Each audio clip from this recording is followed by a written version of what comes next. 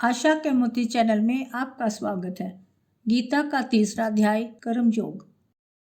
अर्जुन ने पूछा, हे जनार्दन, यदि आपके मत से कम बुद्धि श्रेष्ठ है तो केशव मुझे इस घोर कर्म में क्यों लगाते हो?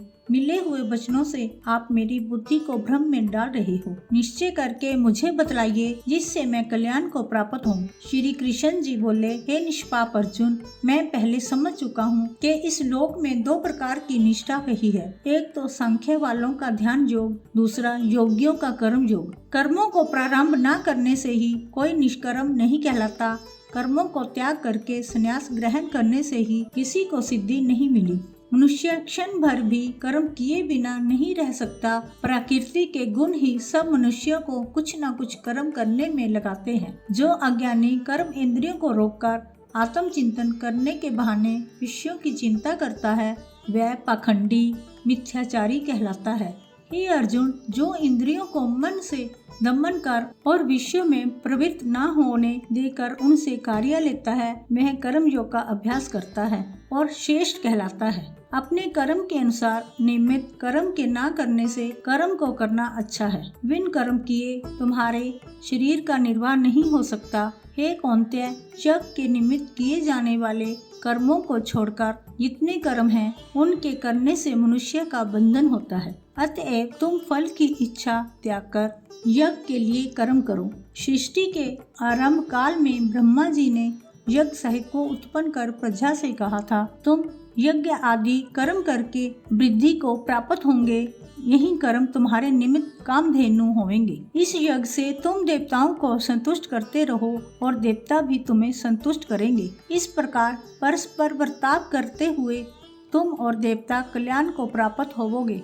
यज्ञ आदि कर्मों से प्रसन्न होकर देवता तुमको इच्छित सुख की सामग्रियां देंगे, परंतु उनके लिए हुए दान को जो बिना उनका भोग लगाए ग्रहण करता है वह चोर है। पंच महायज्ञ करके जो शेष बचा हुआ भोग ग्रहण करते हैं वे पापों से मुक्त हो जाते हैं, और जो अपने निमित्त ही अन्न पकाते हैं वे पापी पुरुष पाप को ही भक्षण करते हैं। अन्न से ही प्राणियों की उत्पत्ति होती है।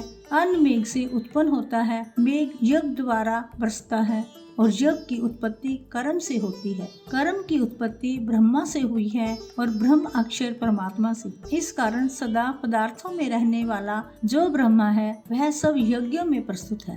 हे पार्थ, इस प्रकार चलाए हुए कर्म चक्कर के अनुसार जो नहीं चलता है वह पाप में है और उनका जीवन व्यर्थ है। जो पुरुष आत्मा में ही रहता है और आत्मा आनंद अनुभव में तृप्त रहता है, आत्मा में ही संतुष्ट है, उससे कुछ भी कार्य शेष नहीं। वह कर्म करे या ना करे उसको कोई प्रयोजन अथवा लाभ नहीं है, और किसी प्राणी में अपना लाभ करा लेने की भी उसे कोई आवश्यकता नहीं है। इसलिए तुम भी सफल प्राप्ति की इच्छा त्याग कर्तव्य का पालन करो, क्योंकि फल की इच्छा त्याग कर कर्म करने वाला पुरुष मोक्ष को प्राप्त होता है। मुझको तीनों लोकों में भी कर्म शेष नहीं रहा और ना कोई अप्राप्य वस्तु प्राप्त करनी है।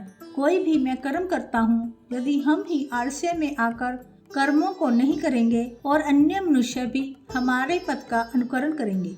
इससे मैं कर्म ना करूँ तो सब लोग भी कर्म ना करने से नष्ट हो जाएंगे।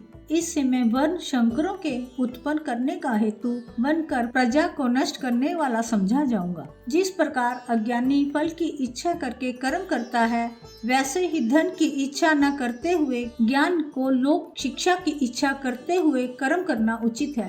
कर्म में आसक्त अज्ञानियों की बुद्धि में ज्ञानी भेद भाव उत्पन्न न करें, परंतु आप स्वयं करता हुआ उसमें भी प्रसन्नता पूर्वक कर्म करावे। सब कर्म प्रकृति के गुणों करके ही उत्पन्न होते हैं, परंतु जिनकी बुद्धि अहंकार से भ्रष्ट है, ऐसे मूर्ख लोग समझते हैं कि हम करता है, परंतु जो गुण और कर्म के विभाग का सच्चा तत्व जानता है वह ज्ञानी पुरुष यह समझकर इसमें आसक्त नहीं होता कि गुणों का यह खेल आपस में हो रहा है। अध्यात्म बुद्धि से तुम सब कर्मों को मुझ में अर्पण करके कर्म फलों की आशा ममता को छोड़कर संग्राम करो।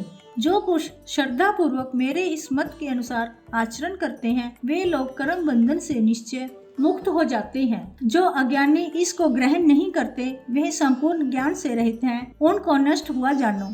अपना कठिन धर्म भी दूसरे के सहज धर्म से हितकर होता है। सब धर्म में मरना भी कल्याणकारक है, परंतु अन्य धर्म भयानक है। अर्जुन ने कहा, हे विष्णु नंदन, पुरुष को पाप करने की इच्छा न होते हुए भी उसे कौन बुलाकर पाप के मार्ग में प्रवृत्त करता है। कृष्ण जी बोले, रजोगुण से उत्पन्न होने वाला काम व क्रोध मनुष्य को पाप मार्ग में ले जाता है। इसे करके उत्पन्न इच्छा कभी तृप्त नहीं होती। ये महापापी और शत्रु हैं। जैसे अग्नि धूल से दर्पण और झिल्ली से गर्भ का बालक ढका हुआ है, उसी प्रकार विषय की इच्छा से आत्मज्ञान ढका हुआ है। इंद्रियां, मन और बुद्धि इस काम के आश्रय स्थान हैं। इनके सहारे विषय इच्छा ज्ञान को इच्छादित करके जीव को मोहित कर लेती है। अतएव तुम सर्वप्रथम इंद्रियों को वश में करके ज्ञान और विज्ञान को नष्ट करने वाले इस पापी काम को अवश्य ही जीतो। कहते हैं इंद्रियां सबसे प्रबल हैं और इंद्रियों से भी प्रबल है मन।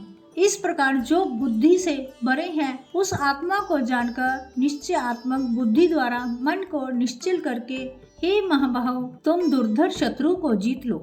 जय श्री कृष्ण।